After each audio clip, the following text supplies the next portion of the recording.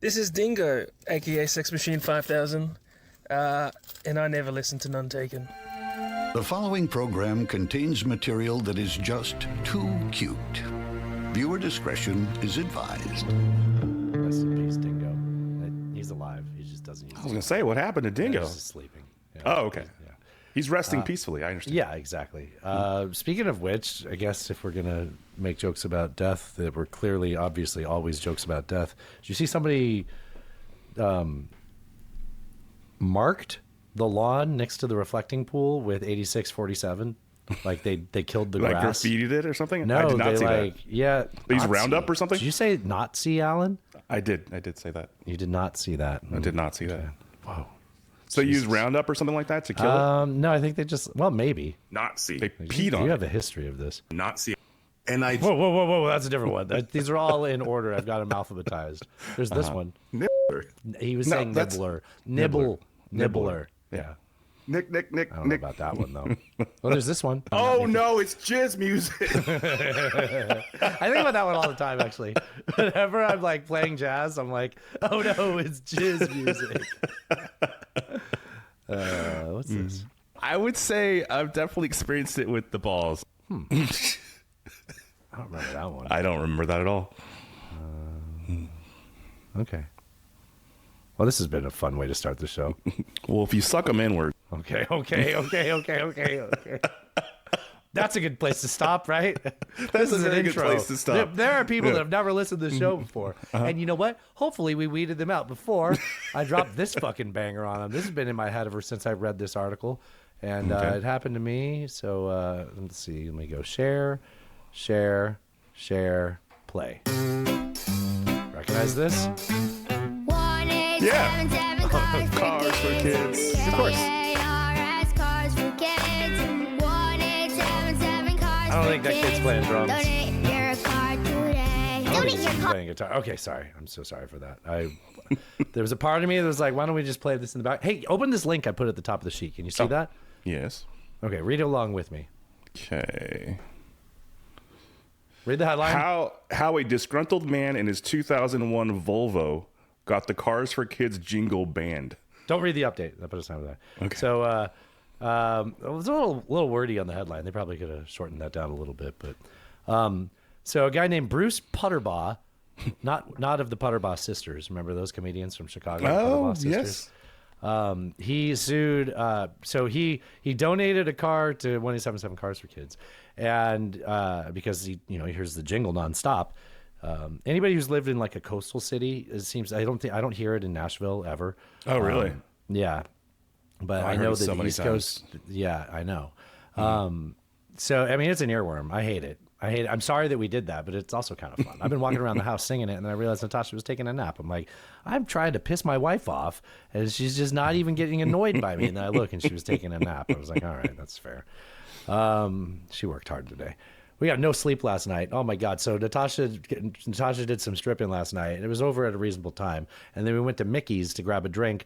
And then, I did karaoke, by the way. 2 songs, one fantastic. The other one, crash and burn so bad. Maybe I'll never do it Oh, again. It was no. horrible. It was so bad. I was singing too high, and then I couldn't go higher. And I was like, well, I've never done this song before. But luckily song? there was like 8. I tried to do Bring It On Home to Me. Okay. Mhm. Yeah, Sam Cooke. And I mistakenly told the guy who does the live piano karaoke, I was like, do you know the live version? He's like, yeah, at the Harlem Club in Miami. And I was like, yeah. He's like, do you want to do that version? I'm like, oh, I really love the intro, but it's like 2 minutes. He's like, you can do it. I'm like, I don't fucking have the intro memorized. And then he like eggs me on into doing it. And So you did it. It was bad. It was not great. It's not great, Bob. Luckily, there was like 8 people there. And then the person who went up after me did Sledgehammer, and it was like amazing because there's that part where like you get like she had the audience interacting. It was like, God damn it. At least everybody Nice. forgot about me. Anyways, Cars for Kids. What are we doing here? Oh, so why So did they this get guy, banned? guy Putterbaugh, he's like, I keep hearing these jingles. I'm going to donate the car, and then his neighbor is like, hey, the Cars for Kids company doesn't give that money to like needy kids like they make it sound. Do you know what they do with that money? I have no idea.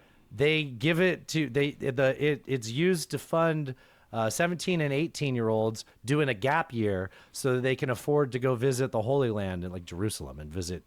What the fuck? Which is, cool. Like, I don't have a problem with money don't being lie used for about that, it. but you're fucking lying Yeah. because you're saying it's cars for kids. Like, yeah, 17, 18, that's yeah. Wow. So, yeah, right? I thought it was for like homeless kids or something. I thought it was something. Or, yeah, I you know, definitely thought it was. I mean, Yeah. they're out here, having these aren't 17 or 18-year-olds playing guitars. K-A-R-S, cars for kids. That certainly doesn't look like somebody going to the Holy Land for their Does gap not. year. No. Wow. There's a wrinkle to this. So the lawsuit made them pull their ads.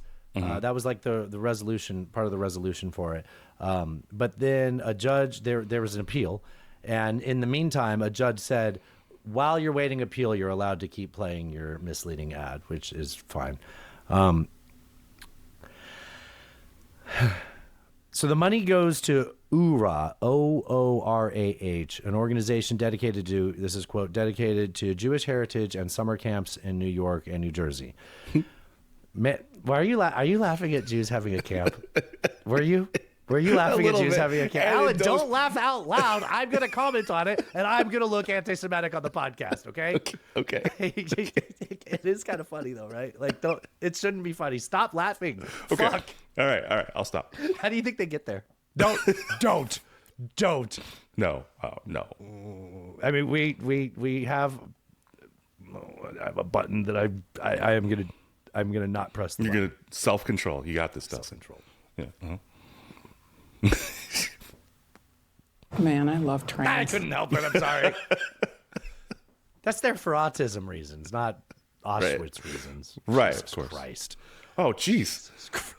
That was unintentional, I think. It'd be better if I wasn't laughing, right? Like, what is wrong? Okay. So the judge says you can play your music anytime, while this is getting settled. Here's something I found out in the process of this scandal. Okay.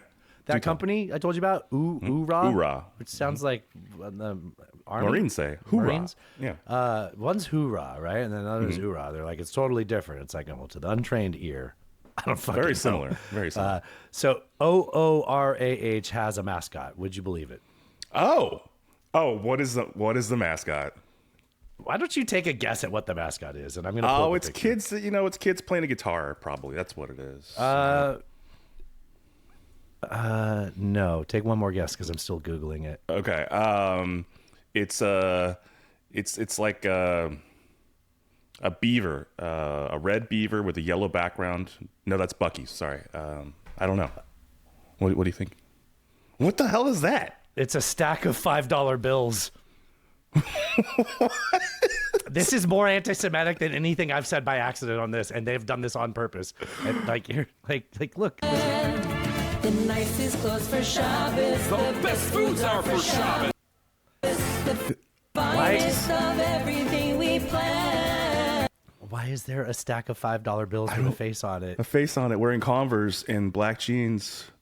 This is very strange. Maybe, you know what, Alan? I think this just isn't for me, and I'm not meant to understand it. And the more I try, the more I'm going to look like a bad person. But yes, to be clear, the mascot for the company that Cars for Kids money goes to, that pays for Jewish summer camps and trips to Israel, is indeed a stack of $5 bills with a face on it. Real, just Nope, that's just more a thing. than why I don't have to make things up. I No, can just say that. that's real. Now, speaking of things that I made up, I have prepared a joke to get me out of this. Dude, I mean, it's not a joke. I have a true story to tell you. okay, all right. Have you ever wondered why Cars for Kids is spelled with a K? I have wondered that. So apparently Cars for Kids with a C was already taken. It was already a registered business. Oh, okay. So it was a business that was started by Donald Trump and Jeffrey Epstein. It was a similar name, slightly different business model. Instead of a charity, it was more of a trade-in program. Y'all let me in this damn house. You get it? I get it. I get it. Welcome to the Friday Headlines Roundup edition of Nope. Steakums. Every week, me and Alan get on here, we read headlines at you. He's coming to you from Washington State. I'm here in Nashville, Tennessee. Yeah, lock yourself in for your independent alternative, partisan voices you're used to. And now, as is Friday tradition, we're gonna play a little soundbite for ye. So, another Friday is upon us. What'll you be doing, Smithers? Something gay, no doubt. What? What? You know, lighthearted, fancy-free. Mothers, lock up your daughters. Smithers is on the town. Exactly, sir. Exactly, sir. Ladies and gentlemen, theys and gays, thank you all for joining us. This has been None Taken. I'm your host, Dustin. And right over there is Alan. I've already said that twice now. This is episode 579 of the free edition of None Taken. What do I mean by free edition? We have done an entire show before we did this, about an hour and a half. We talked about lots of stuff. I don't know. Should I read through the notes? What did we talk about, Alan? We talked about the Epstein files, new updates on the Epstein files. Mm-hmm. We talked about the FIFA World Peace Prize winner saying that he likes inflation. We talked about the FIFA World Peace Prize winner and his relationship with the New York financier, Jeffrey Epstein. I skipped this one about the Dems blocking FISA. Oh well. Alan, I'm looking at this. We skipped a lot, actually. I meant to talk about Russia getting their S pushed in by Ukraine. That would have been a good one. Wow. We talked about America's favorite physical therapist, talking about why Donald Trump's had a stroke. I hate that guy so much. He's a liar. We had a lot of fun with mispronouncing the word grape leaves. That was fun.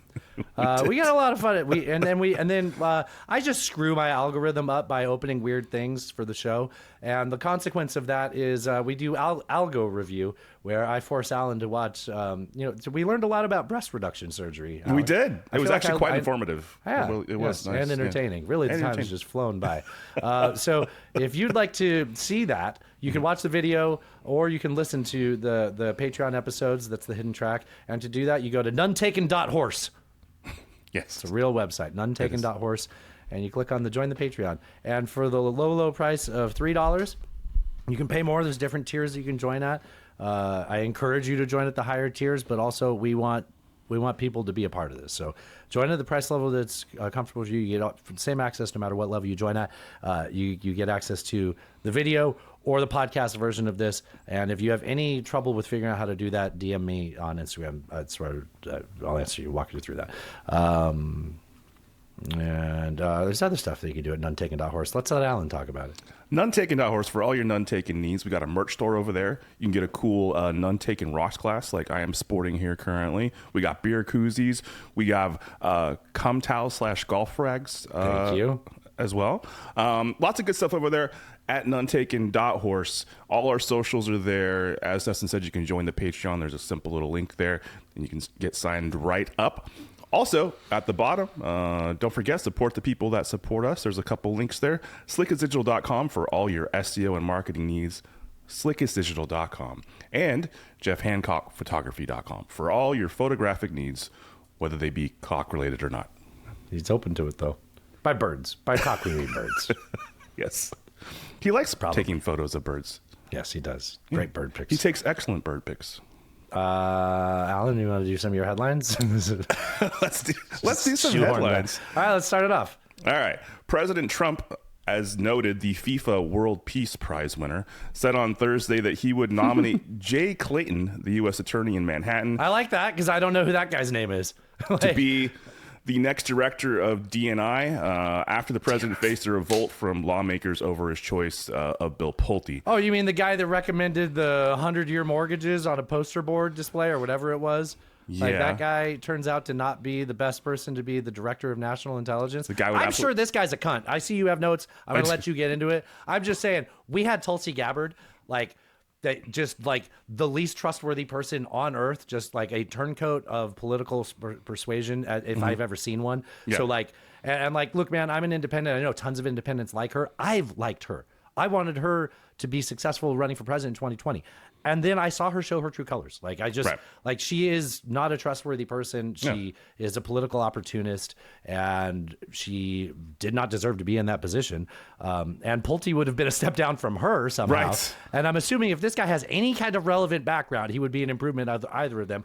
I'm sure if Donald Trump's recommending him, I'm sure you had a bunch of stuff here to tell me about why he's, a bias, a political appointee, and things like that. And hopefully he dismantles the DNI. I'd be fine with that too. So yeah, I mean, we've had a bad run of DNIs here, right? But Pulte was spectacularly bad.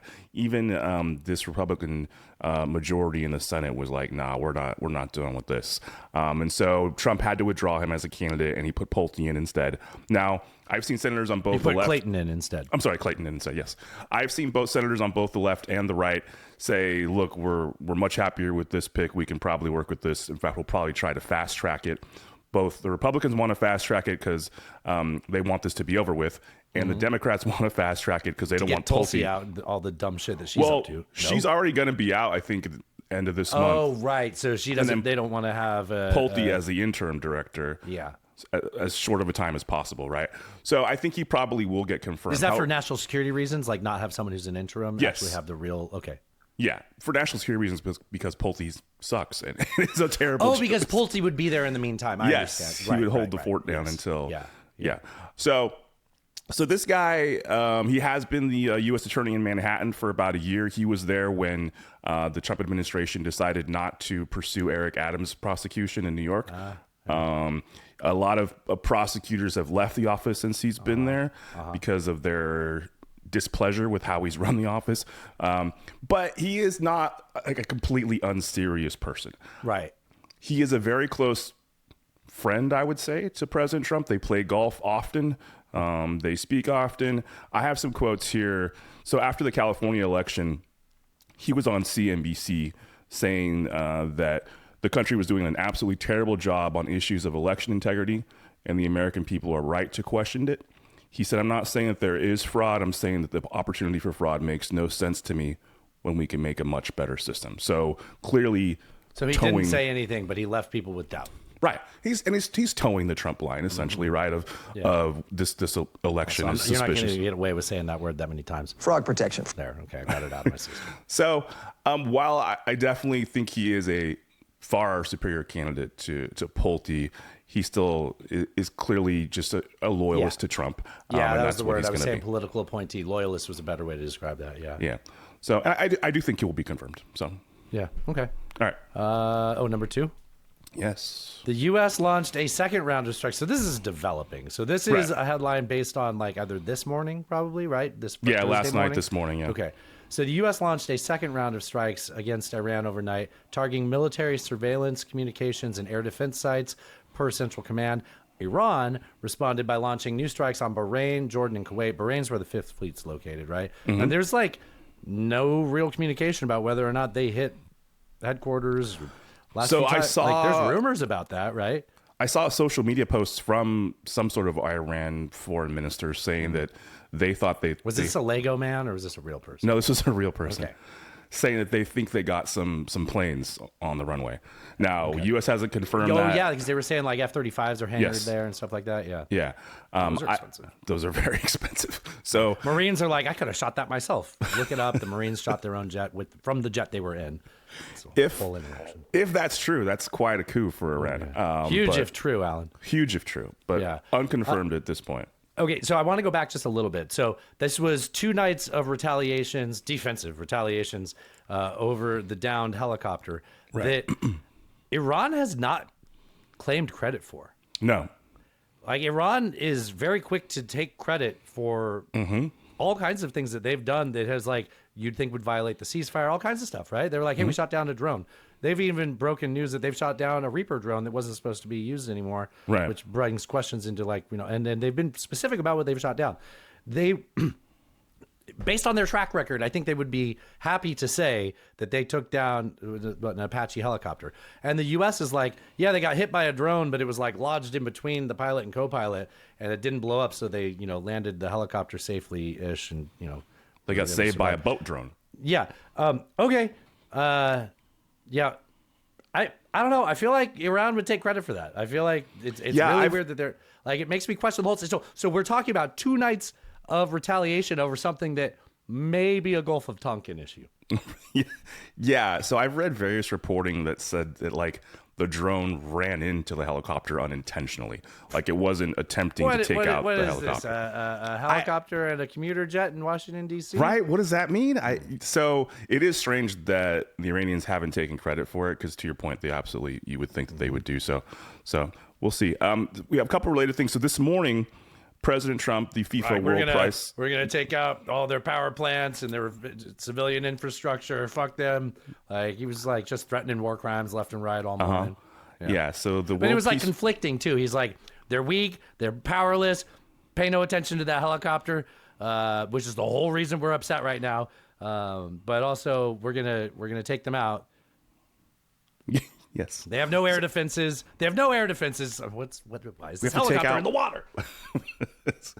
So once again, the FIFA World Peace Prize winner, that's hard to say a lot of times, posted this morning the U.S. will hit Iran very hard tonight and assume total control. The F.I.F.A.W.P.P.W. The FIFA. Okay, that's easier. F.I.F.A.W.P.P.W. Now it's not easier. F.I.F.A.W.P.P.W. So they would assume total control. We will assume total control of their oil and gas markets, including Karg Island, in the not too distant future. I always thought that if you were going to try to surprise a country with a sneak attack, you wouldn't post about it on social media the morning before. But I don't know. What do I know? So then the least shocking thing imaginable was like 2.5 hours later, Trump's like, you know what? Things are working out really well with the negotiating. We're not going to invade Karg Island. Yeah. Like, we're calling off the strikes. Which he was never going to fucking do. No, of he's course just not. constantly with this shit. We've been doing this shit since like the opening days of this war where he's like, maybe we do Karg Island, maybe we don't do Karg Island. And it's just like, it just makes him look more desperate and lashing out. And we talked about this on the last show. Iran has plenty of incentives to make a deal. They need an injection of cash, and their way of getting that is to make a deal. And they can make a deal because we need the strait to be opened, and they can do it in a way where Trump gets to turn to his base and not describe things that sound exactly like the Obama deal. Like the JCPOA. Good luck, but he'll be able to do it because it's a fucking cult. Right. Yeah, I mean, the retraction of this was the least surprising thing of all. Like it's what he's done this entire war. I mean, just to announce you're going to do it, like it's so strange to me that you would do that. Like no other president in history would have done that. Like that would never happen. He was interviewed today, and he was asked to do it, Alan.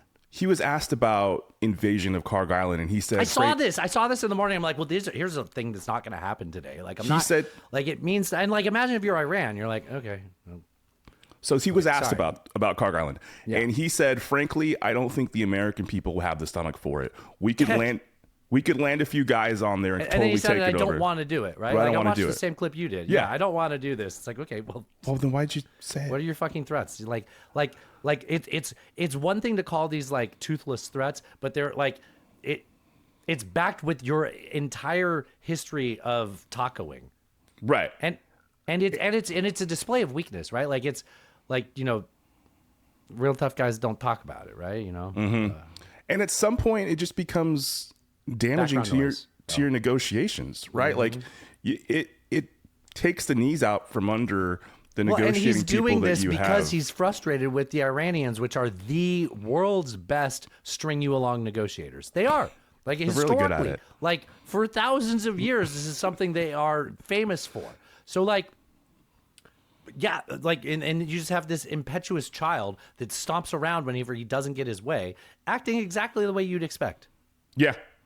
Impetuous? Yeah, impetuous, that works. That checks out. I think Jim Cramer called Petulant. him... That too.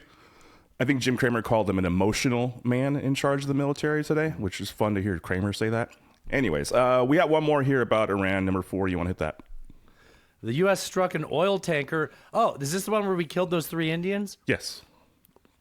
So the FIFA World Peace Prize winner struck an oil tanker in the Gulf of Oman after Central Command said that the tanker violated the U.S. blockade of Iranian ports by attempting to transport oil from Iran. India said that 3 Indian sailors... I was suppressing a burp. I wasn't doing an impression, Alan. Okay. Good. See, I could do India. See, that's how. Nice. Okay. India said 3 Indian sailors were killed. Oh my God. These having burps that keep same- coming. I'm just trying to keep this burp down. I'm not doing a voice. Too many IPAs. That's what it was. Well, it's not an IPA, Alan. I'm drinking my Alsatian beer. I'm drinking my Alsatian lager. Nice. 3 Indian sailors were killed. Remember the 3 Canadian hunters joke from the correspondence ball? No, I don't think I remember that anymore. It's dumb. Okay. This goes back to the Bush administration.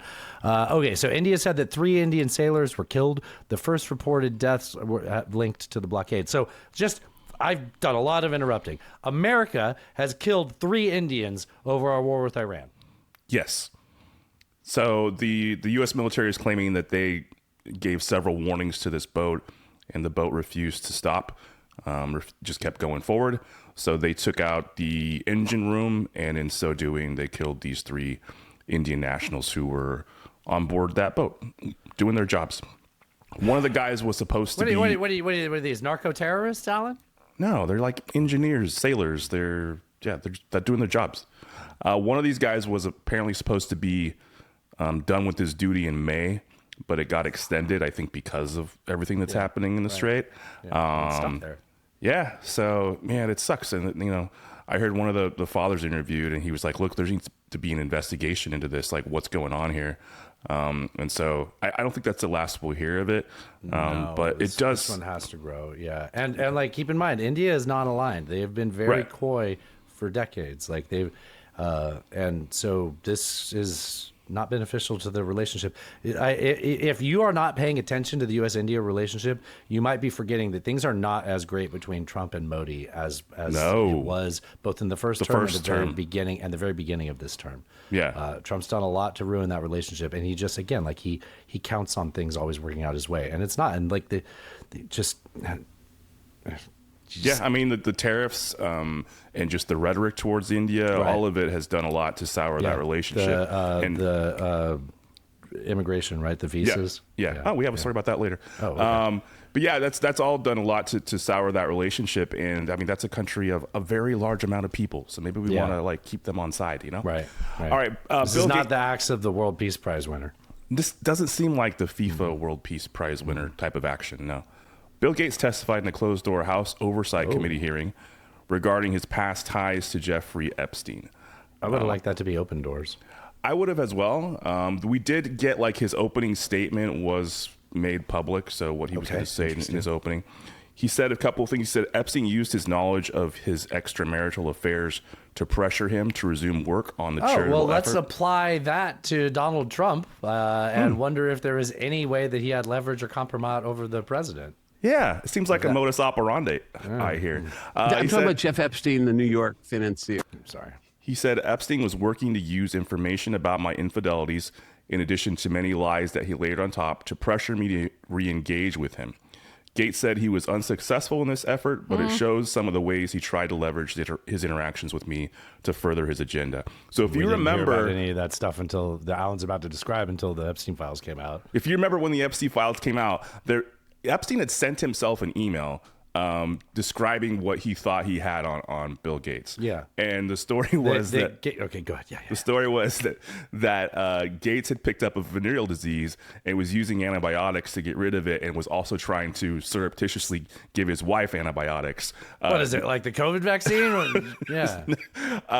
So all that came out, and so Gates says that's not true. And that I mean, we didn't hear about any of that, and that sounds like what would have been released if he didn't play ball. Right. Trump is on the Epstein list. Catchy song. It is. Yes, he is. The emailing yourself, have you done that before? I used to do that when I was... Not in that manner. I mean, I do it at work for different reasons. Email yourself notes. Yeah. Anyways, so it was behind closed doors, and we only have limited sort of information about what was said. I did see some of the members of the Oversight Committee when they came out saying they were disappointed that he was kind of lawyering up and wouldn't answer everything as maybe as openly as they had hoped. I mean, smart for a rich guy. Sure. And he went in voluntarily. Like, he wasn't like subpoenaed or anything like that. He went on his own, which obviously... Unlike the Clintons, Alan. Obviously, if he hadn't gone, they would have, forced him to go probably. Subpoenaed but, him. Yeah. So, and then there you go. Melinda would have been there. Yeah. Somehow. They would have got Melinda involved. Melinda doesn't have anything good to say about him. No, she doesn't. For good reason. Actually, maybe she does. Well, yeah. He gave her syphilis. Allegedly, Dustin. You know what that means? That means he was fucking his wife. That's kind of cool. You think these guys, he's still getting it in. Getting it in there, But you know what he had, Alan? Penis allergies. Oh, I hate those. It's just penis allergies. Yeah, just allergies. A little sniffle. Little sniffleous. My cat has that.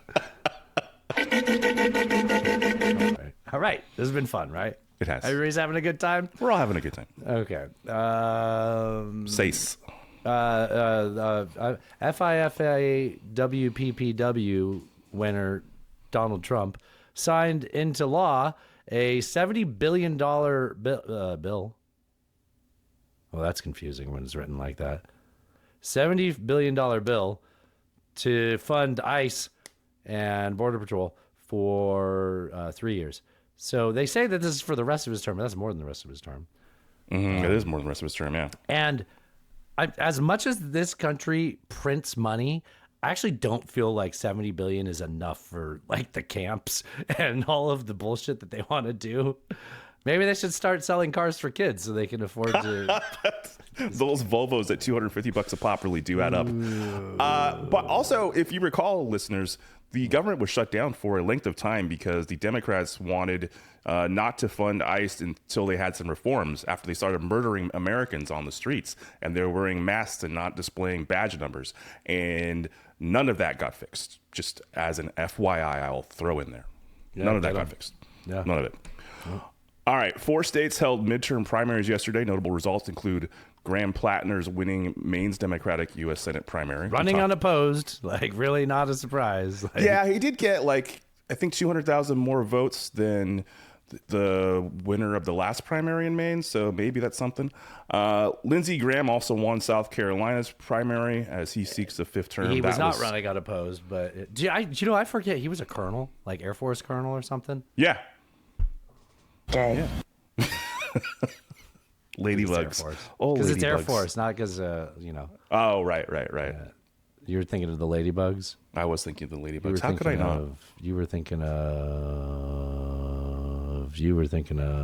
Where did I put this? You were thinking of... Lord have mercy, I'm about to bust. That's our Lindsey Graham clip.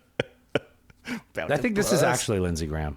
We're going to blow the hell out of these people. Yeah. If you didn't know better, you wouldn't know which is which. No, they sound very similar. Errors and corrections. I was saying Nancy Mace lost her job. She was running for governor. She's still House, Senate, something. House, I think. House, okay. Yeah. She's a housewife. Well, yeah, it's adjacent to trad wife, She's a bit of a trad wife, Alan. She is that as well. Comments on I have. Number 8. And actually, it's 8 and 8B, actually. I can do that. Do that. Steve Hilton, a Brit, is an R word. It says that right there, Alan. Why did you do that? R for Republican, Dustin. Oh, Steve Hilton, R, advanced to November's general election for California governor and will face Xavier, not Javier, right? Xavier, yeah. Xavier Becerra. Mm-hmm. Xavier Becerra. Mm-hmm. So he was the HHS under Biden, I think. He was. And I talked about this on the show whenever we put RFK as that position. I was like, well, what do you think Becerra's qualifications are for being HHS under Biden? And we looked, and he was the Attorney General of California prior. So not exactly the medical field. Is that what you're saying? Yeah, exactly. But now he's going to be the governor of California because he's going to run against a British Republican. So the guy literally ran for parliament in Britain, and he also worked in Boris Johnson's government or something. When you hear him talk and he says us Californians, it's just like, no, not you. No, you moved here a few years ago, buddy. Yeah. Oh. No. And B. Yeah. Oh, Nithya Raman, she advanced to the November mayoral runoff against incumbent mayor Karen Bass. She's overtaking former reality star Spencer Pratt, also an R word, in the primary. So I want to point this out. If it weren't for Spencer Pratt, I think Nithya Raman wouldn't have made it into the runoff. Bass probably would have gotten 50%, probably. Right. Yeah. So Pratt got people to vote for him. Nithya Raman filed on the last day of filing. And I think she's going to win because Bass sucks. And if it weren't for Spencer Pratt basically sold Nithya Raman's case that Karen Bass sucks, and then everybody in LA is like, yeah, Karen Bass sucks. I'm not going to vote for you, Spencer Pratt, but when it comes time in the runoff, I'm going to remember Karen Bass sucks, and I'm going to vote for Nithya Raman. So Spencer Pratt, a Republican, got the progressive candidate, the left-wing, the socialist candidate, to beat Karen Bass, and she'll probably be the mayor, and just maybe will be able to run for governor when Javier Becerra is done in 2034. All because of Spencer Pratt. Yes. Yeah, I mean, so Raman and Bass have a pretty friendly history. I think Bass supported her in 24 for her election, and they worked together. You know, she was Raman was on the city council, I believe, and got. I mean, we need to. You know, who we need to get back on is the bad boy of LA politics. Fuck, what is that dude's name? I'm totally blanking. Me too. We had him on the show. He's like one of our first guests. Yeah. Anyway, he said he'd come on, but he was a huge supporter of Nithya Raman. He's like a big People City Council, all that stuff. Yeah. I think he's done with law school now. He's a lawyer. Oh yeah. No, he's legit. Yeah. Yeah. Before, I think he was still going to school when we had him on. Anyways, so they have a lot of close ties. I think that they might have a little bit of trouble like trying to fight each other when they've been so friendly. But we'll see. I think who? Raman and Bass. I think they might. I don't know if they're gonna. We'll see. I think if I were gonna bet on the Polly market or the Kalshis here, I would probably take Bass. But you might be right. Raman might have the edge here. I don't see him. I don't see Bass winning anything. Like she fucked up so hard. Like, the fire thing was pretty likable. bad. She's just not likable. She got there by being the Democrat at the right time, and LA has a long list of shit mayors that are just the name and the right person at the right time. Like, I can't remember the last one that was like, wow, competent politician at the right place because they're good at it. Like, I mean, I'm going back like 20 years. I can't think of one. Right. And you lived there. Or not there, but down there. Yeah. All right. A federal judge, Richie Sergenko. Thank you. I was about to look it up. Yeah. Fuck yes. Oh, my God. Thank you. A federal judge struck down a $100,000 fee for new H-1B visa applications, which U.S. businesses use to hire skilled foreign workers, that President Trump imposed last year. The FIFA World Peace Prize winner, President Trump. That one. Finding that it was an unauthorized tax that required congressional approval. So essentially, he loophole. But it's an appropriate loophole. Hey, you can do this if you can convince Congress to do this. Fine. It does feel wrong, but if you get Congress to do this, that's totally legal. But for the president to just dictate it, because remember with the ACA fight under Obama, they tried to sue and say that that the fee that you had to pay if you didn't have health insurance and taxes, remember that? Yes. Okay. So they said that was a fee, and then so they were saying that you can't do that through EO. You cannot do that, Donald. And the Supreme Court 5-4 ruled no, Congress enacted it, so it's a tax and you're allowed to do that. Right. And so the judge quoted that ruling in this ruling and said the same fucking thing here. Yeah. That's how that happened. Lord have mercy, I'm about to bust. Wow. Yeah. Good times. Good times. This is Obama appointed judge, Alan. I remember when we talked about this when it first happened, we're like, I don't know, that's not that big of, like, we thought maybe this isn't, this be okay. Like, you get better quality, but I do understand that this is a tax. Yes, no problem. Go through Congress. Go through Congress. Stop being a fucking king. Yes, that's exactly, sir. All right, number 10. Federal judge blocks FIFA World Peace Prize winner Donald Trump's administration's policies that prevented immigrants from 39 maybe shithole countries from receiving final decisions on asylum, work permits, green cards, and citizen applications, finding the restrictions exceeded USCIS authority. I don't know what those words are. U.S. Customs and Immigration. Think you're better than me? So, yes, I have a quote here from the ruling. He said, in exacting its latest immigration policies, USCIS claims statutory and regulatory authority that it does not possess, makes decisions without the reasoned explanations that it must provide, acts without regard for the reliance interests of applicants that it must consider, and justifies its actions with pretextual concerns of national security, in quotes, that mask anti-immigrant sentiments that it is forbidden from letting influence its decision-making. Essentially saying, this is fucking racist and you can't do it. So obviously this is going to be appealed, and I don't know how that's going to fall out, but we'll see. I thought it falls out. Right in the butt? Let's see. I mean, they got him there. I mean, that's pretty definitive, it feels It's pretty like. definitive, yeah. Yeah, and it really pushed it in there. All right. Former National Security Advisor and owner of Fabulous Mustache, John Bolton. Whale enthusiast. Oh, wait, we have a... Seal enthusiast. Alan. Yes. We have a clip of John Bolton. Oh. He reportedly agreed to plead guilty to one count of retaining classified information and pay a $2.25 million fine. He could face up to 5 years in prison. I don't think he'll see any jail time. If precedent tells us anything here, that's really unlikely. Even with this being essentially weaponization of the DOJ, he did do the thing you're not supposed to do, like Petraeus did back in the what was it, Obama years? Yeah. And he was tried for the same thing. Yeah. He had to pay a fine, plead guilty as well, but no jail time.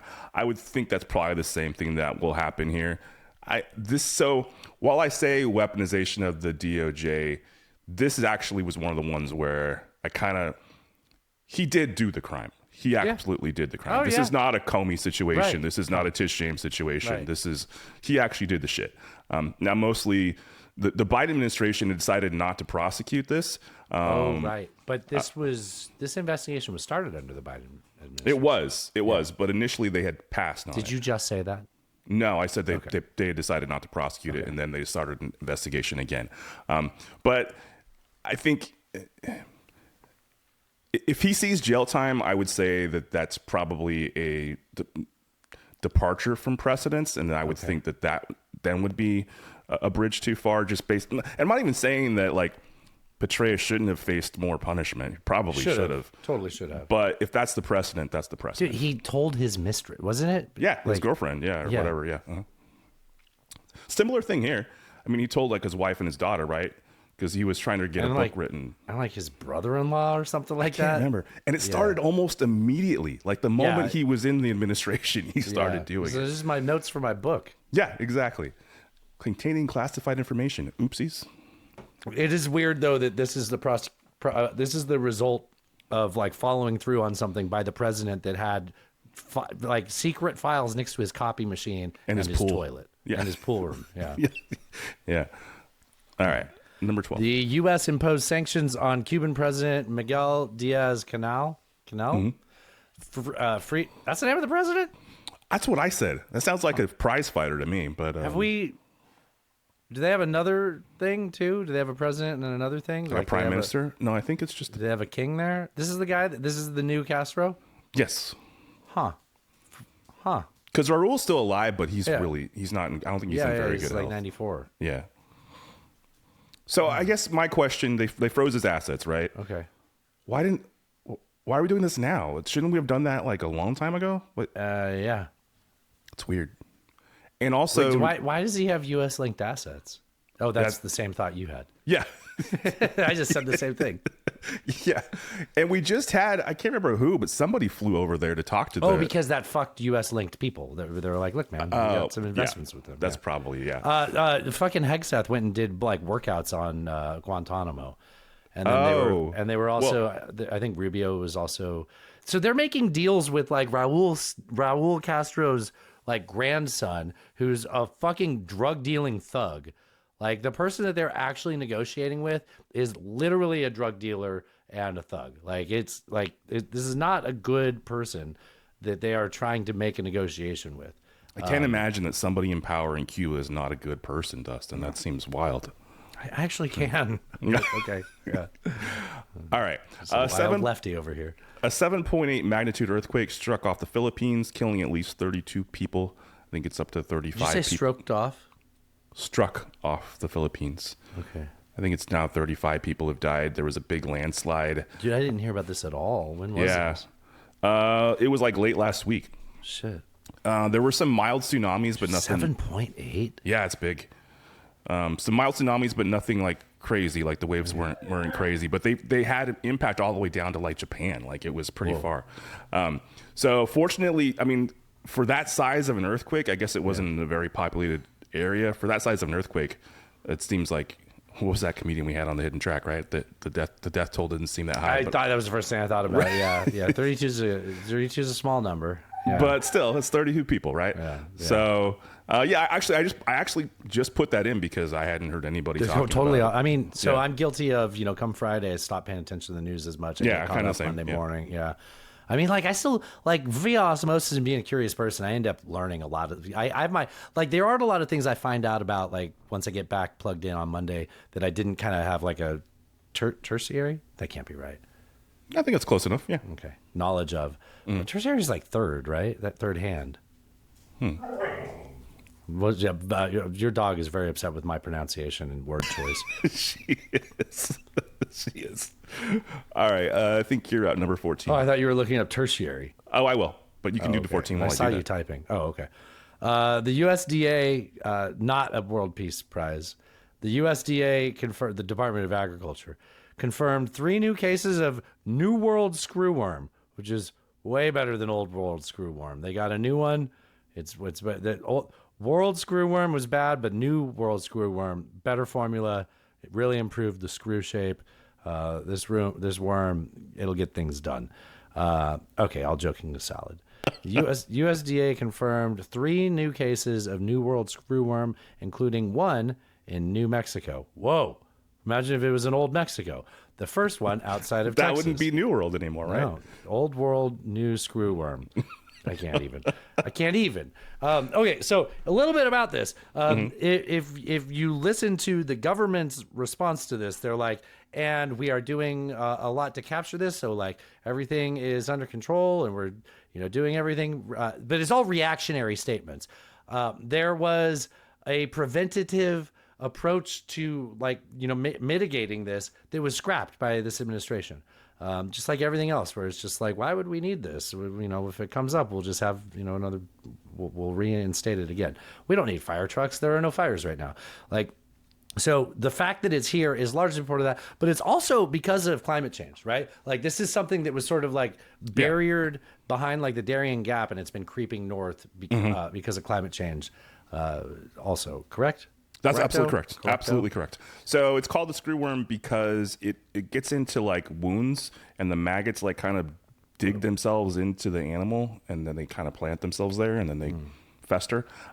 So if it's not treated, animals can die within a week or 2 of being affected by these things. The government, like you said, has tried different things, including creating sterilized male flies to release into the population to try and get rid of these things.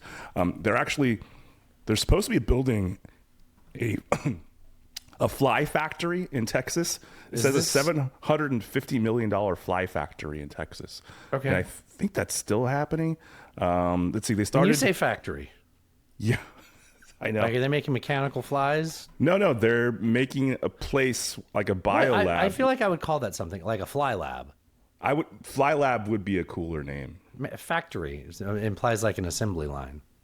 This is a farm, fly farm. Fly farm. That's better. Yeah. Man, I bet it smell crazy in there. I bet it does. I bet it do. I bet it do, Dustin.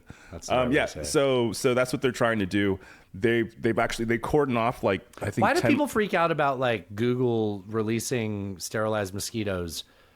It's weird that Google's gotten into that, right? We didn't talk about this on the show because I'm I don't know, good? Fuck mosquitoes? Yeah, this is what keeps them from breeding, and then we have mosquitoes serve no fucking purpose. There's no redeeming quality of mosquitoes. It's if it weren't for mosquitoes, it would have these downstream effects on the no. Mosquitoes suck. Yeah. Fuck those mosquitoes. Yeah. I'm sure somebody out there has some reason that they should exist, but no, that's big frog propaganda. They are a food source for a lot of species. Tell the other flies. Yeah, I don't think you. I wonder if you'd see like population collapses in like tadpoles, though. I don't know. I bet you'll probably see a lot less malaria. There is that. There is Remember, nobody has killed more things on this planet than mosquitoes. That's true. Mosquitoes and Hitler, Stalin, Mao. Stalin, Mao, Yeah. Didi Mao. Also diarrhea. Cha. But sometimes that's because of the mosquitoes. malaria. No, right. Yeah. Oh man, did you listen to that rest of history about World War I in 1915? I'm shaking my head. This is an audio program. Sorry. Oh man, some of that was tough to get through. Okay, well I'll skip that. Thank you for telling me. Yeah, they were talking about people in the trenches without restrooms and toilet paper. Yep, I'm familiar. We're good. Yeah. It's Dan not Carlin fun. touched on this. I'm good. Yeah, I've heard it before, but just they kind of brought it back to the forefront of my telling mind. you, man, I'm good. Yeah, you can skip that one. All right, do 15. Yeah, this one. So we had a couple AI stories. There's some AI companies that have IPOs coming up. Anthropic being one of them, and OpenAI, and I think XAI too. Well, SpaceX, obviously. This one, I kind of felt like fell off the radar as well. And I read this whole thing. So Anthropic published a report suggesting AI could become able to improve without human intervention sooner than society is prepared for. Okay, so this is one of the headlines Alan read, is what he's telling us. No, I read their... As opposed to the other ones, you actually read the... No. Oh. So let me finish it. So urging the creation of a joint mechanism to halt development if needed. So Anthropic posted I'm reading on a 10, 15 page document about how AI has changed basically since the inception of Anthropic. A thesis. And they have all kinds of numbers and graphs and everything in there. But essentially what they're saying is that we've seen exponential growth in the capabilities of AI by all these different kinds of benchmarks in like this last 6 to 12 months. And in fact, I have some quotes. Claude now writes 80% of Anthropic's code. 80% of the code Anthropic pushes out is written by AI. And they're saying that, a lot of their employees are now more like managing Claude agents than actually nobody really writes code anymore. And they don't even have to review the code because the AI can review the code and test it for safety and all this. I don't trust that. Right? They have some, and they're very I would say, they're Anthropic and they can be very propaganda-ish. But they do spend time on both sides of the fence, all the sides of the fence, I would say, in this document. How many sides? Do you tell me again how you think fences work? There's at least 3 sides to this fence. No, well, they say they think that there's 4D fence. There's a few different outcomes that they think are possible. Now, what they talk about is that with Claude now writing 80% of their code, that's 20% away from essentially recursive learning. Do that. I can do that math. Yeah. So that's essentially at that point then the AI is improving itself. It's coding itself. The next version of itself. I can understand. It is literally a matter of time. Right. That's what it sounds like. Unless it's one of those things where it's like the closer you get to zero, you can't get to zero. And they talk about that. They talk about an S curve, and they're saying we're seeing this exponential growth, but we don't know what barriers we might hit, whether it be compute, whether it be, power grid capacity, whatever the things and things we don't even know about yet, right? Yeah. We might hit some barriers and perhaps that will come down and maybe we're not as close as we think, but the way things are going right now, we haven't hit anything yet. So essentially what they talk about is in their worst case scenario, things go real bad. In their best case scenario, things go real good. In their medium case scenario, there's some bad, there's some good, right? That's also sounds like 2/3 are pretty okay. right. That sounds worth it. But they do say that given, what they're seeing, they think that probably the best thing that we should do is slow down. Slow down. That ass too fat. Yeah, slow down the advancement in this technology. I have a paragraph. So here. wait, this is their 95-page thesis or whatever you said it was. It's like 15 pages, I think. Yeah. You don't get it. That's fine. It's a Martin Luther joke. Oh, okay. All right. So they in their thesis, they actually are saying we would like to not be racing with our competition to get this out faster. Yeah. But there's reasons Sounds not like to something do they would that. say. I have a paragraph here. I'll quote. Okay. It says, if it were possible to effectively slow the development of this technology, to give ourselves more time to deal with its immense implications, we think that would likely be a good thing. But if a slowdown simply lets the least cautious actors catch up technologically, it could leave everyone else less safe. Without a global coordination mechanism, companies and governments will have to make difficult decisions about safety while under competitive and geopolitical pressures. They go on to this is game theory, right? Like this is arms race. Yeah. They've described game theory in an arms race, and like that, I have the ability to intercept my preferences of not having a, what did they call it, a global government, like regulation. Yeah, I'd prefer to not live in a world where we have that. But maybe the thing where the least cautious actors end up being the ones that push this stuff through first. I mean, there's no question that is what this leads to if you don't do something prophylactically. Can't be right. Can't be That's using right. that word, right? Yeah, using AI condoms. So they called it global coordination mechanism. They go on to talk about like the nuclear arms race and how humanity figured some sort of a way to. But isn't there always going to be a North Korea? Right. To walk that back from the brink. However, another caveat they said is, look, it's a lot easier to. You can catch someone that's testing nukes. You're not going to find out if somebody's making a new AI in their basement. Exactly. That essentially that's what they said. Yes. Exactly, sir. But they're like, look, you know, there are ways to do this. We can figure this out, and this is what we think right now. And that's how they kind of left it. It's worth a read. Fascinating. Yeah, I thought it was a really good read, man. I'm glad I didn't have to read it. It's probably a lot of words. it's a lot. I get tired. I don't know how many pages it is because it's not page numbered. It's a web page, right? So you're just scrolling through it. But it feels like 15, 20 pages of stuff, including like charts cool and if it stuff. was 95. You get this, right? I get it now. Martin Luther nailed the 95-page thesis. To the door, yeah. Yeah. All right. I think it's numbers. Somewhere in Germany, right? You know yes. what city it is? Wittenberg? Why is Wittenberg in my head? I don't know. Maybe you're right. Are you Googling this? No. I don't know how to Google, Alan. Not while I talk.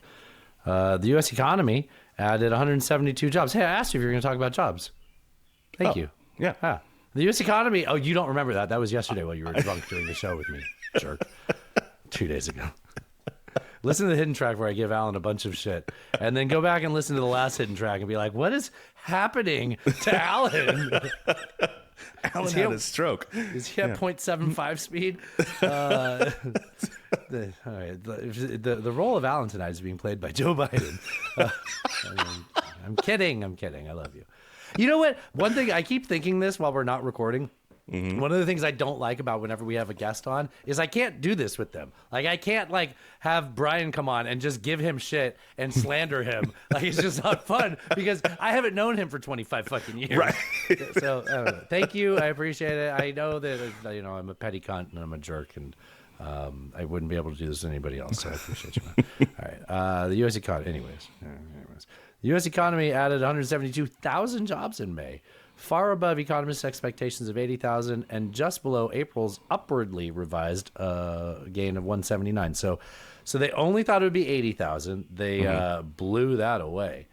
More than double. But I don't trust these numbers. Do you remember having this conversation now? Yeah. Is this in the back of your mind? You remember that? We were talking about this. Nobody trusts the BLS. Come on, man. No, not if they fired that one lady. Yeah. So I don't know what to take. And this has been going on for years. I mean, during the last administration, I know Loadmaster was like, dude, this is a huge scandal. Like, I don't trust the numbers that this department says. And that was under the administration that wasn't firing them because they didn't like the numbers. Right. And talking about it publicly that they didn't. But the issue that he was pointing out is how they keep revising them up and down. It doesn't matter. You're revising them. Like, I know revising them a little, that's the thing, because it's imperfect data. But, like, major swings in it, Yeah, I think there were reasons for that was that if companies didn't immediately respond to, because essentially, as I understand this process to work, The government basically sends out emails to all these companies and asks, "What's your payroll this month?" Right. Right.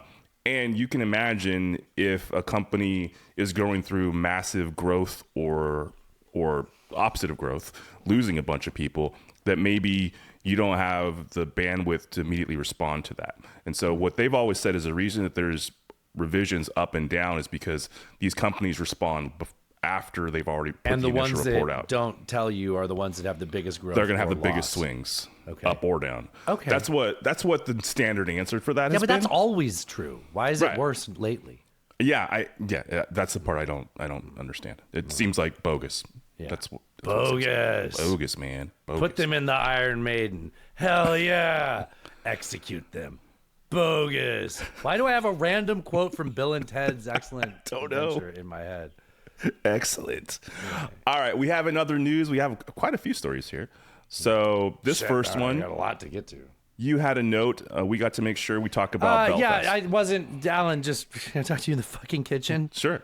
Okay, this doesn't work if we tell them that I'm like, hey, we better make sure we don't come across as biased and ignoring a major story. No, so don't you fucking said we read what I wanted to just talk wrote. about it.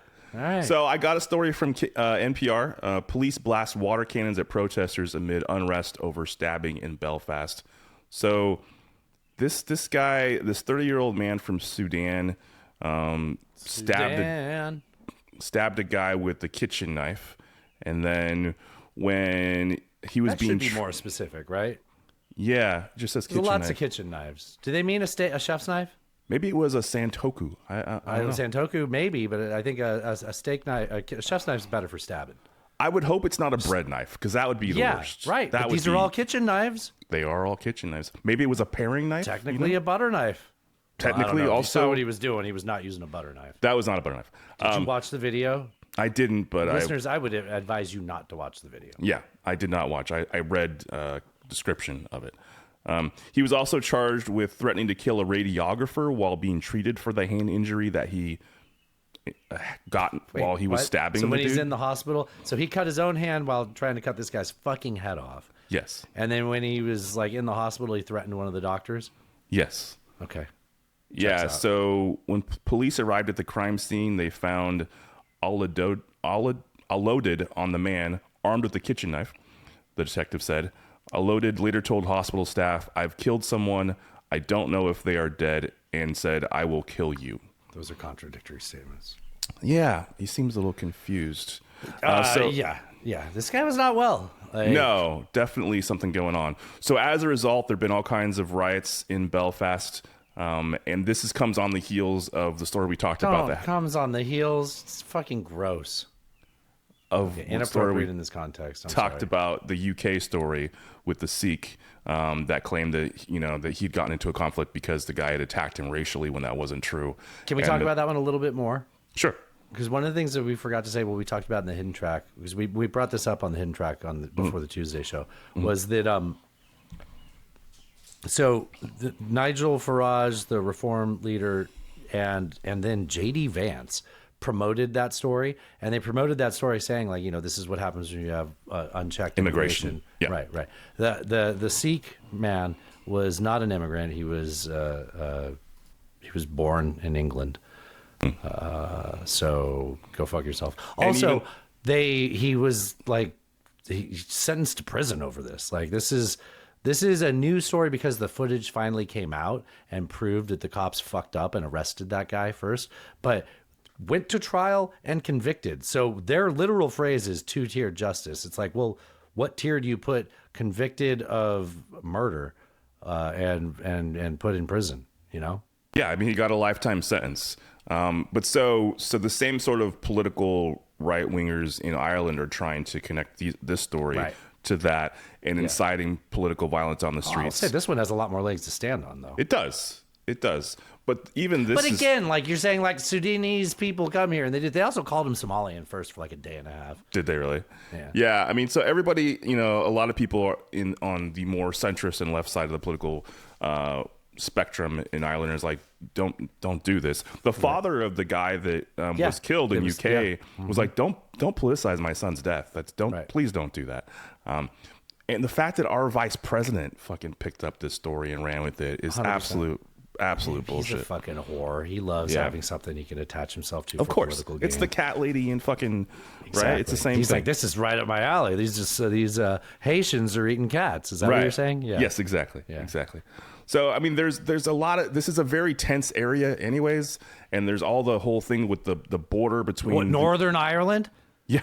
Yeah. Famously, yes. And especially after Brexit with the border between, that was a huge deal, right? They had to figure that out. So this is your way of getting Europeans into the UK is because of the Northern Ireland loophole? Is that, am I saying this right? Yes. Yeah. So, and dude, the violence was pretty bad. Like they were. Oh, I talked about it. I was telling you about it. They were like burning fire trucks, right? Yeah. They were like taking sledgehammers to sidewalks to break up lighting the immigrants' homes on fire. Yes, that too. Yeah. Or even not like suspected immigrants. Yeah. I should have said that actually, because that's right. Yeah. No, it's horrific. So I don't know if it's calmed down any more than that or not. But all right. Let's see. We have top Pentagon official admits boat strike may have killed victims of human trafficking. So this is from right. This is from the Intercept, and this is about, I believe it was the first report. Yeah, the September 2nd one. Yeah. Where 11 people have been talking about this for a while, like us. We kind of like have these like categorized in our mind. The September 2nd one was the one that the Pentagon got in a lot of trouble for because that was the one with the double tap. They were like, no, we made sure that the survivors were killed. Well, it's starting to look. Is it okay if I? Yes, go ahead. It's starting to look like the people that were on that boat actually might have been being human trafficked. So like it was a boat with a bunch of people. I don't claim to know a lot about smuggling a shitload of drugs from the Caribbean to the U.S., but I'm pretty sure boat space is valuable, and you don't put like 14 people on a boat for no fucking reason. So we killed a bunch of people on a boat, and it was kind of hinted at for a long time that like suspected that these people might have been being trafficked against their will. Either that or they were like gang members being brought in, right, Alan? Because we got to bring them into the... Yeah, of course. I mean, so there have been 60 of these attacks since they started doing them. They're still doing them. They did one like this earlier like last week, I think, yeah. And this is the only one with more than like 3 people on the boat. Because why would you? Like typically it's like 2 people on the boat that they find. Yeah. Because as you said, you need space for drugs. So we've speculated about that, I think, on the show before. Yeah, I think we have, But now there's more people are digging into this and seem to be thinking the same thing. All right. In the attacks on Iran over the last couple of days that we talked about earlier, one of the things that was hit was this water reservoir. Okay. In Iran, where they had water shortages before everything started? Yeah, and where it's like 100 billion degrees right now. Wait. So we destroyed a water reservoir? Yes, that was serving something like 20,000 people. That's like just like I know that there's definitions for things, and we kind of like when you use a definitive word, it kind of gets lost because it becomes more clinical. So I'm not going to say war crime. This is abhorrent behavior to spill water in a drought. Yeah, I mean, like if it were you or your family member, it's literally unforgivable. Water facilities people are going to die. It's over 100 degrees there right now. Yeah. Water facilities are protected under the Geneva Convention. Yes, I know, war crimes. Well, but that's where it gets boring, right? That's where you're like, Geneva Convention. I don't know. Don't fucking attack civilian infrastructure. Yeah, and they interviewed. So in this article from CNN World here that that's what we're getting this information from. They interviewed a U.S. Army senior explosive ordnance disposal team member, a former one, and showed him the components that they had pictures of this bomb that was used to take this out. And he's like, look, that bomb like is so precise that this wasn't an accident. Like they that was on purpose. Well, you couple this with the president saying we're going to attack civilian infrastructure. Right. And then they did. So yeah. This was, by the way, I know you said it was from CNN. This was the most measured article I could find on this. The rest were like Al Jazeera, like very biased. This one was like the U.S. may have attacked. Yeah. All right. Let's see. I'm moving on here. I put this one in here. Okay. So we've talked about sort of this rolling around in the courts. Trump signing that EO, the saying that like he wanted the U.S. Postal Service to do something about mail-in ballots. So this is now the U.S. Postal Service. This was today. This article came out in the New York Times. Has proposed a new rule that would allow it to refuse to deliver mail ballots in states that don't turn over voter rolls to the federal government. Say that again? They proposed a new rule that would allow it to refuse to deliver mail ballots in states that don't turn over voter rolls to the federal government. And so somehow they're supposed to... Louis DeJoy. He runs the Postal Service. It's not DeJoy anymore. It's somebody else. Nah.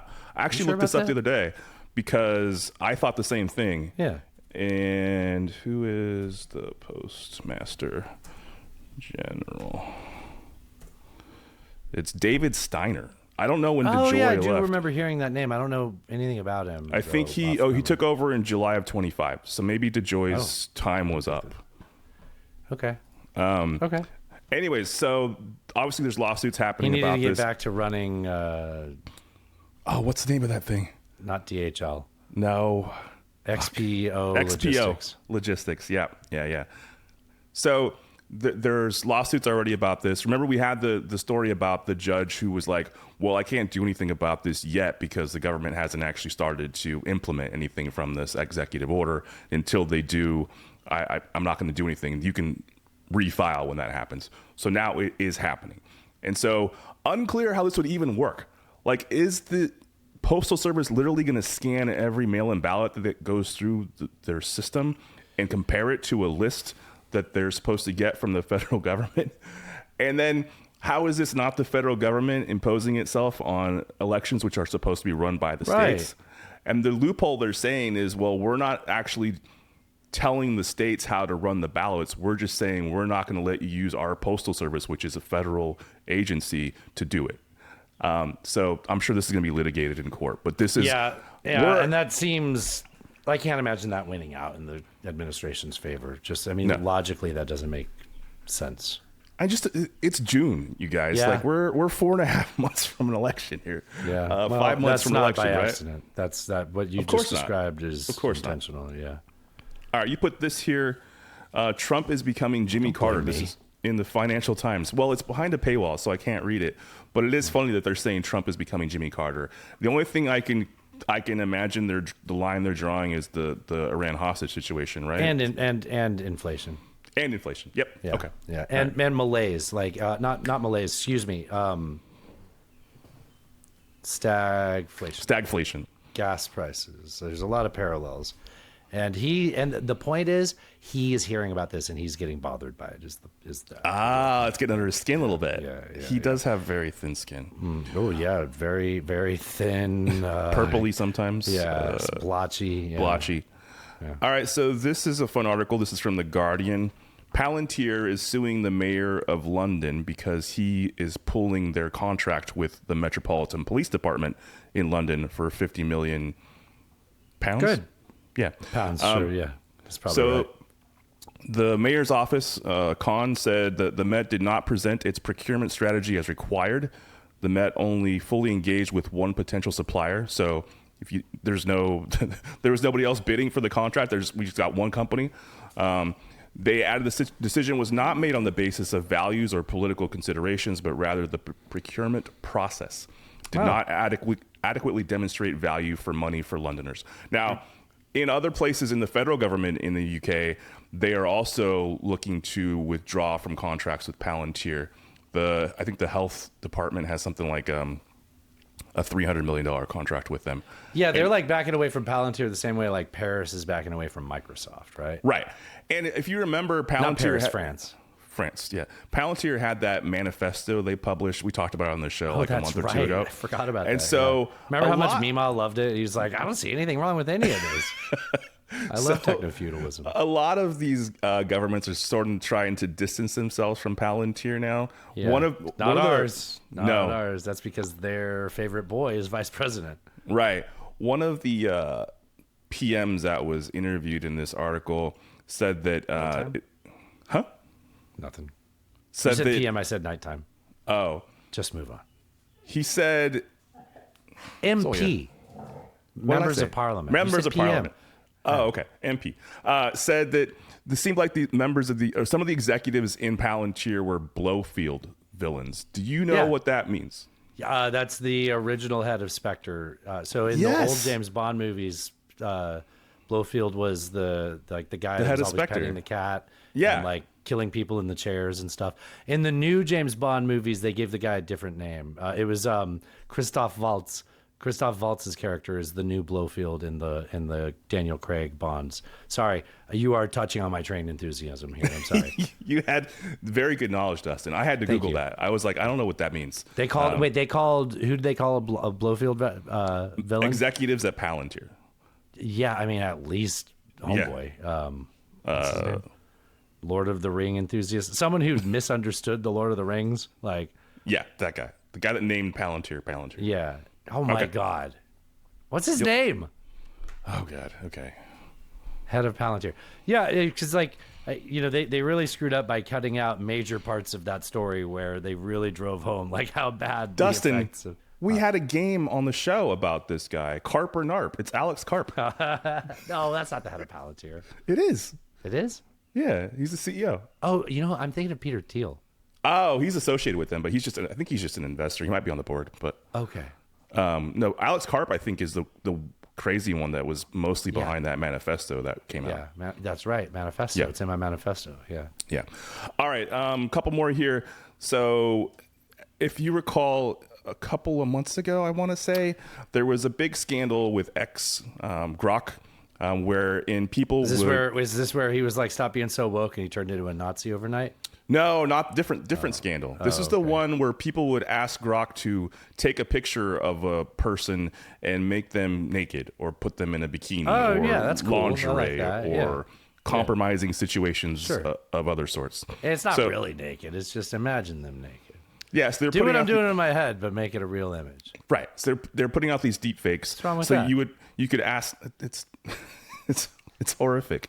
No. So you could ask Grok, like, take this picture of so and so and do this with it, and then it would post it on X, on Twitter. Oh, for everyone? For everyone to see. That's personal use stuff right there. And so a lot of people were very upset about this. Eventually, it was a pretty big scandal. Eventually, they had to make Grok stop doing it. Did they? I think they said they did. I think it's like anything with AI. You could still talk it into it. Okay. And so there were 4 people who sued because they were pretty egregious. And one of them was there were people that were victims of these AI making their tits out for Harambe. One of them, dude, this is so gross. One of them was... I swear to God, if you tell me that they're like 14 or 15... It was pictures of this person as a child. It didn't specify the age. And it's even worse. I won't even say it. It's even worse. We're good. Okay, get to the point because I know what this headline is. So essentially, they sued and they used pseudonyms. They didn't use their real names for obvious reasons. Mark Twain. Yeah, it was like Doe, South Carolina, like that. Lindsey Graham? No, like Jane Doe. Yeah. So they used pseudonyms, and so now XAI's lawyers are saying that they don't have the right to anonymity and that they need to use their real names if they're going to pursue this lawsuit, which is gross and awful. And I hope that they lose, but that's unclear at this point. Yeah, that's so this week in sleazy scumbag lawyers. Wow. And I guess this is a tactic that has been used before. Like, this is not an unknown tactic that's been used by lawyers to try and get people to drop lawsuits. Like, okay, put your name on it, and then people don't want to deal with the public backlash. Right. You can only imagine types of lawsuits. You can only imagine all the Elon fanboys, the bloody big balls, like what they would do if they actually knew. If you're going to say it, I'll get it for you. It's one of the biggest and most rapidly expanding holes in the world. That's the wrong button. Like what they would do to dox these people, et cetera, if they actually had to be their names out in public. Somebody's gonna have to give us some booty. That's not it. That's definitely not it. Big balls bloodied. There, I got it. Big balls bloodied. Yeah. All right, one more story in other news. Are you sure? Yes. Okay. So, Coors is releasing Coors is releasing. You're hitting the U a little bit too much. It's somewhere between a U and 2 O's, but it's not Coors. Coors is releasing an 18-inch steel canister. Steel? Steel? With I think it's 18 O's RS on the side with it looks like the regular logo that they have, the silver can with the blue and the it's like a It's like a water flask essentially, but you can pour 3 beers in there. Oh, I thought they were selling this as a beer. No, it's just a container. I thought you were going to go to the concession stand and they were going to have an 18. It's 18 inches long. Can you imagine shipping that I've been thing? imagining this. Yes. No, it's just like a water flask essentially. So you open it up and you can pour your beers in there. I kind of want one of those. Yeah. And does it turn blue? I don't think it turns blue. That would be cool. So it's supposed to be like the soccer guy, the guy that does go. Exactly, sir. So they're doing it as a FIFA promotional thing. So that's fun. He's Argentinian. And he's still alive. He's been doing that since the 90s. Forever, ever. Yeah. It's iconic. Mm-hmm. It's iconic. It is iconic. All right, should we get into our media diet? Yeah, what you've been watching or listening to or otherwise consuming as a red-blooded American. Okay, so I started a Monarch Legacy of Monsters, which is this is the series based on Godzilla, King Kong kind of stuff. Okay, yeah. Is it any good? It's not bad. So I will. Okay. So it's on Apple TV. Apple TV. Okay. It's starring Kurt Russell and his son, and it kind of bounces around. Kurt Russell was dead. No, not at all. Okay. It bounces around between timelines, goes Kurt back Russell's and forth. son looks so much like Kurt Russell. He does, right? Yeah. which is important actually for this show to work. I understand. Because it's pretty good. I think that especially a lot of monster movies and especially movies in this franchise. This genre sucks. Like I can't like they've made bigger and bigger blockbusters of these and they're just always shit. Now, there's been Godzilla -1 was really good. And there's been a handful of ones that are okay, but like Skull Island and everything related to anything like that is just Journey to the Center of the Earth, Godzilla, whatever that fucking shit one was. Yeah. It's so bad. It's where we got this from. We got That podcast is filling your head with garbage. Yeah, we got that from one of the Godzilla. I forgot about that. Yeah. So I think that in this genre of, like you mentioned a number of those movies, I think the ones that are better focus more on the people and less on the monster. Yeah. Right? Like if they try to focus too much on like making the monster look cool or bad or whatever it is, it's the people in the relationships and the monster's the metaphor, right? It's not the and it can't just be like people in a spaceship or people in a. No. It has to be like something about that. That's what was so good about. Did you watch Godzilla -1? Yes, I did. It was good. That was so good with the story of the kamikaze pilot. Yeah, the fighter. Yeah. So I think when these movies and shows are good is when they focus on that, and this does that. Okay. Yeah, so I'm only I have yet to find something that I absolutely hated on Apple TV. So yeah, same. They're doing it for the love of the game, So they're pretty. Yeah. It's weird to say that about Apple, but I agree. Yeah. For Apple TV, I think they are. Yeah. I think I'm 5 episodes in, and I think it's good. I'd watch it. It's fun. If you like that genre, watch it. All right, cool. Well, feed your dog. I started Spider Noir. I started the Nicolas Cage Spider-Man show. Is this on Disney? No, you would think it's on Amazon. Amazon Prime. Weird. Okay. So when you watch this, you get a choice when you start whether you want to watch it in like a very interesting color version. So it's like Technicolor-ish something like it's a color effect. Like it's color, but it's got like it's stylized, right? Which I like. Or black and white. And Natasha didn't want to watch it in black and white, so we were watching the color one. But you can watch it in black and white or color, which I think is really interesting. It's good so far. Watch the first episode. It's Nicolas Cage as what's the Bogart character? Sam something? Spade. Sam Spade. It's him basically doing a Sam Spade impression, which I like that. Sometimes takes you out of it. Sometimes is just really, really fun. More often than not, it's really, really fun. But I'm guessing in the first episode, it's taking me out of it a little bit just to be like, you're Nick Cage doing a Sam Spade impression. Even when it does take you out of it, that's fun. Like, it's as Nicolas Cage being Spider-Man. And he's been sort of like, so... noir Spider-Man. Okay. So yeah. So I mean, right. So that's why it's like a noir detective show. Yeah.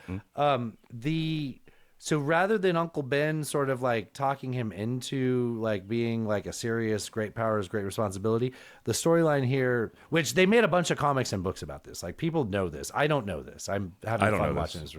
So instead, he has lost a woman that he loved, and that makes him not want to be Spider-Man anymore.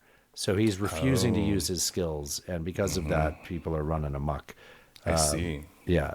and he gets dragged into it. So okay, all right, I'll check that out.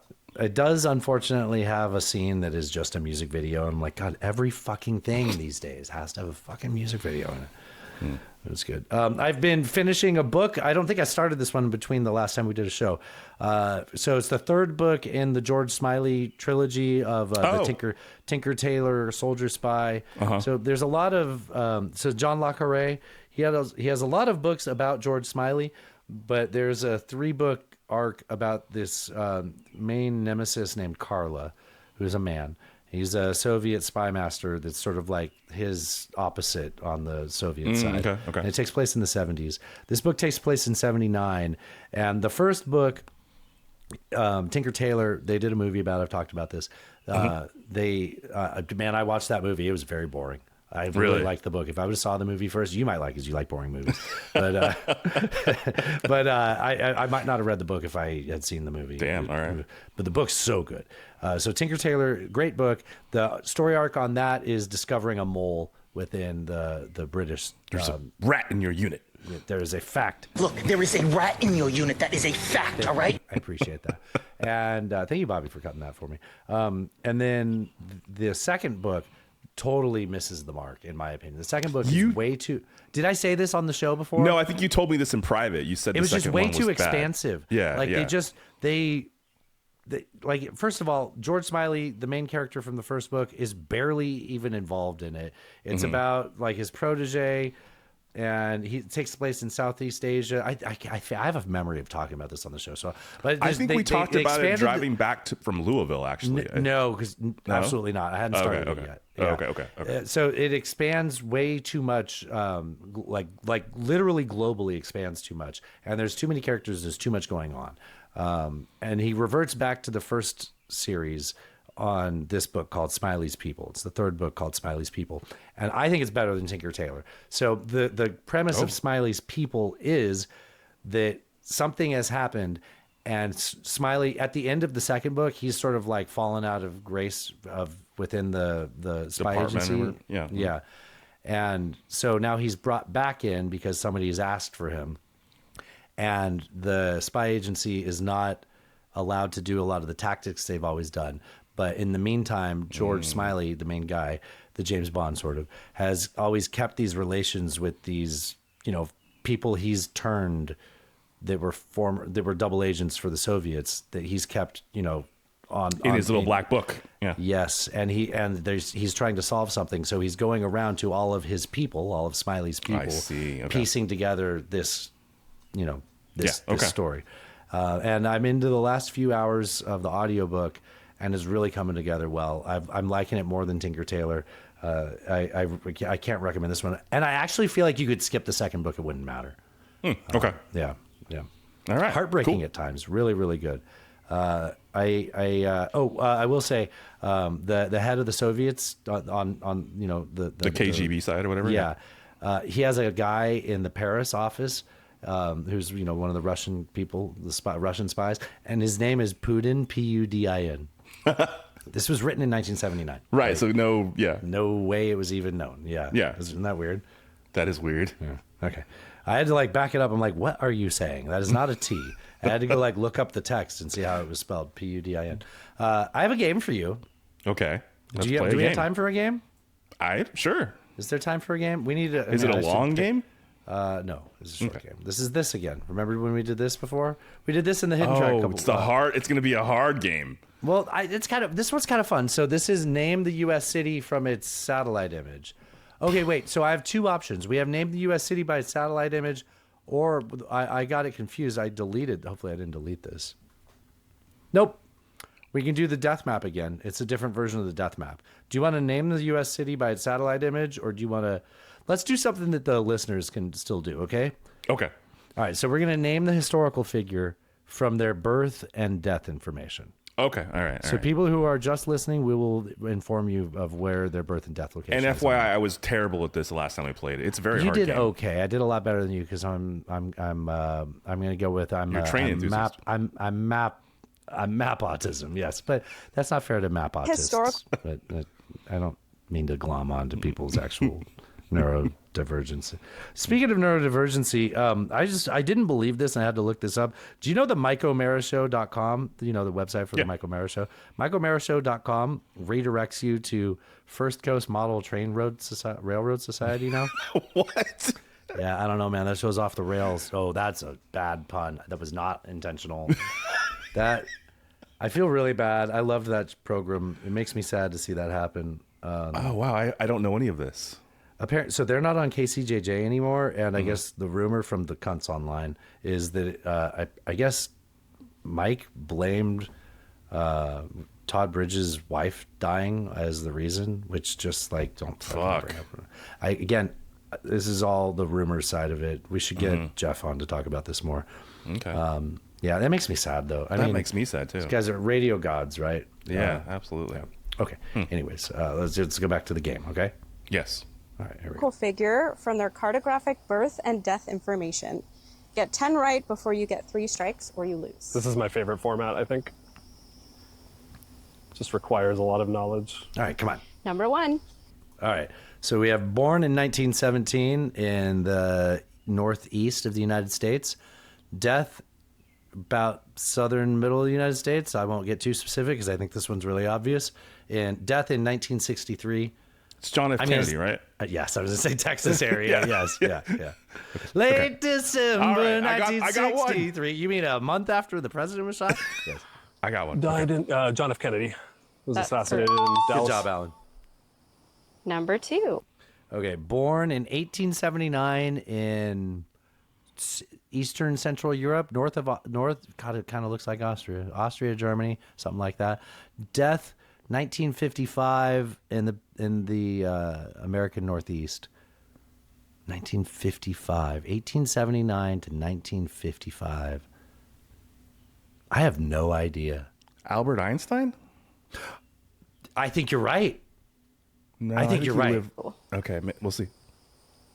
No, that would have been too old. I think he lived beyond that. I think Born it's in southern Germany in 1879, died in New York City in 55. Einstein. Correct. Good job, Alan. Hell wow. yeah. 2 in a row, baby. Number 3. All right, born in 1878. Fuck me. What the fuck is that? I don't know. Somewhere in between the Caspian and the Black Sea. Okay. 1878 and died Moscow, 1953-ish.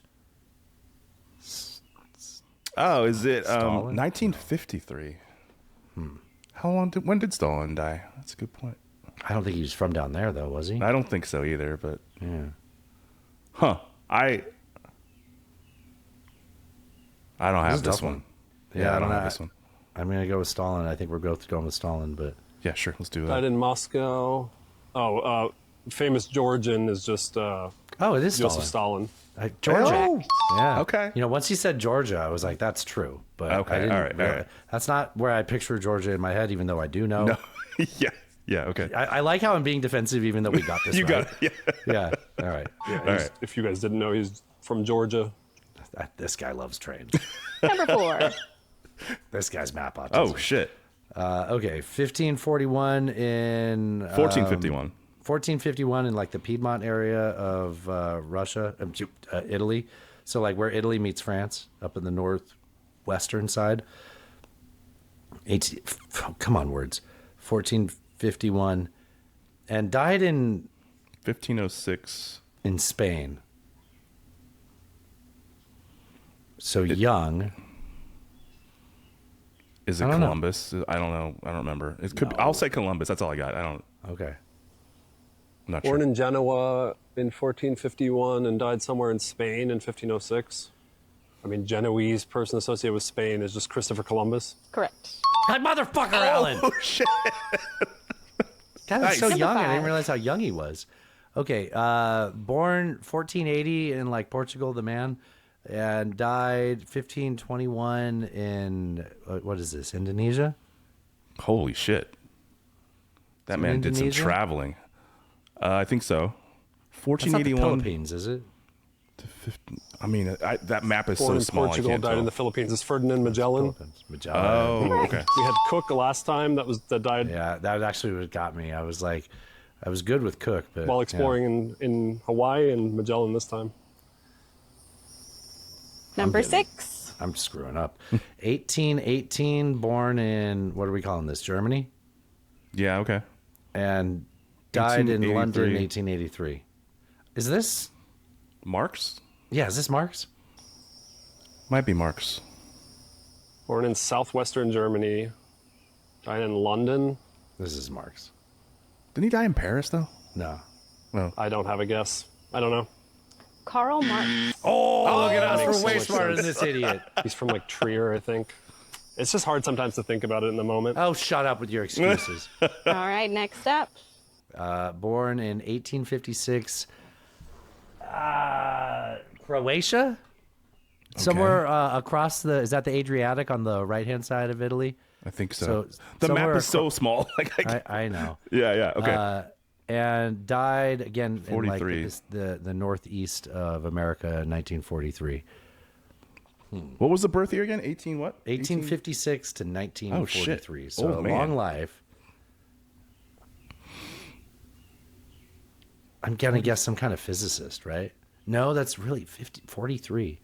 It's yeah. When was Tesla? Nikola? No, the other one. I don't know. I don't know this one. Died in the We go with U.S., but Tesla. was born in Croatia. 43. Oh, Nikola Tesla. Oh, You got suck it. my dick, Alan. Next. Born in 19. Sorry about Africa. I don't think that's Africa. You jerk. Oh, wait. Wow.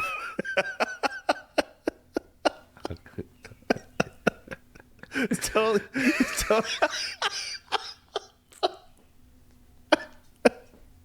South America. South America. Born somewhere down in like Argentina-ish. Down on the lower half on the right-hand side. 1928. Died 1967 in like Bolivia. That's not Chi-Chi, is it? Is it Che? Or 1928. Is that like Rosario? Born in Rosario, died in Bolivia. That's Che Guevara. He got assassinated by the, well, not assassinated, he got caught by the U.S. Correct. Executed him. There you go. Not assassinated, Nice. Alan. I Next think I up. caught up with you. Okay, born in 61 in west-eastern Britain. Southeastern Britain. Died in 1990. Oh, this one's sad. Died in 1997 in Paris, France. Oh, it's the Queen. Or Princess Princess, yeah. Born in East England, 1961. Died in 97 in Paris. Oh, it's Princess Diana. Yes. This is like one of the first events that I remember watching on the news. Yeah, okay, shut up. Next Candle in the up. Wind, Dustin. That song was about Marilyn Monroe. Born in, I don't know my African countries. This one actually is Africa, Alan. Yeah. 1946, north, on mainland Africa, north of Madagascar. Sorry, Yes. I don't know. I don't know where South that is, of the yeah. Horn there. So born 1946, died 1991, south in London. Sorry. No, Desmond Tutu's alive. Right. Nelson Mandela. No. No. I'm kidding. 1991. But then who's the actor that people say Nelson Mandela? Morgan Freeman? Morgan Freeman, yeah. Also alive. Man, I got nothing on this one. I have don't know. no idea. Okay. Born in Zanzibar, it's Freddie Mercury. Oh, shit. Famously from Zanzibar. Famously. Next one? Zanzibar. Famously from Zanzibar, Dustin. I know. Yeah, okay. Born in 1994. No, died in 1940. Yeah. So, born in South America in 1960, died in like Venice, not quite Venice, but 1994 in northern Italy. In Brazil in 1960 and died in northern Italy in 1994. Let's give ourselves a second on this one. Born in Brazil in 1960. I don't know. So he's 44. Yeah.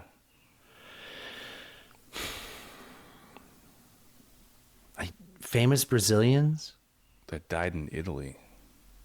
I don't know. I have no idea. 94. World Cup related. Oh, it's I thought Ayrton Senna, Formula One driver. Correct. What the fuck? Wow. This guy's wow. And that is 10 correct.